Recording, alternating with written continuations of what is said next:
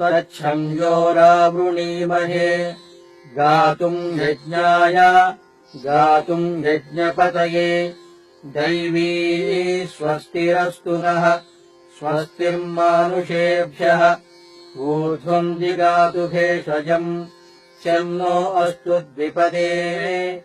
शं चतुष्पदे ॐ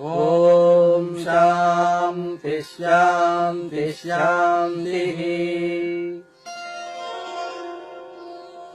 शं नो मित्रः वरुणः शं नो भवत्वर्यमा शं न इन्द्रो बृहस्पतिः शं नो विष्णुरुक्रमः नमो ब्रह्मणे नमस्ते वायो त्वमेव प्रत्यक्षम् ब्रह्मासि त्वमेव प्रत्यक्षम् ब्रह्म वदिष्यामि ऋतम् वदिष्यामि सत्यम् वदिष्यामि तन्मामवतु तद्भक्तारमवतु अवतु माम् अवतु भक्तारम् ॐ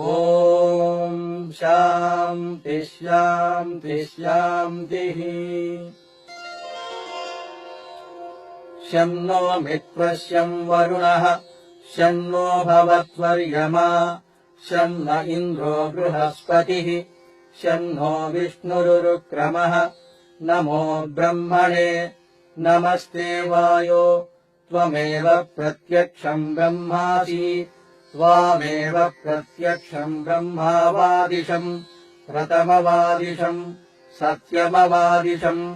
तन्मामावीत् तद्वक्तारमावीत् आवीन्माम् आवीद्वक्तारम् ॐ शान्तिः शान्तिः शान्तिः सहनाववतु सहनौ भुनक्तु सह वीर्यम् करवावहै तेजस्विनावधीतमस्तु मा विद्विषावहै ॐ शान्तिः शान्तिः शान्तिः सहनाववतु सहनौ भुनक्तु सह वीर्यम् करवावहै तेजस्विनावधीतमस्तु मा विद्विषावहै ॐ शान्तिः शान्तिः शान्तिः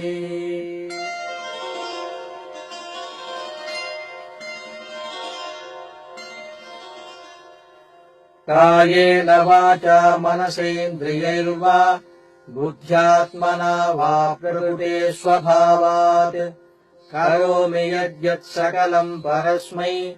नारायणायेति समर्पयामि।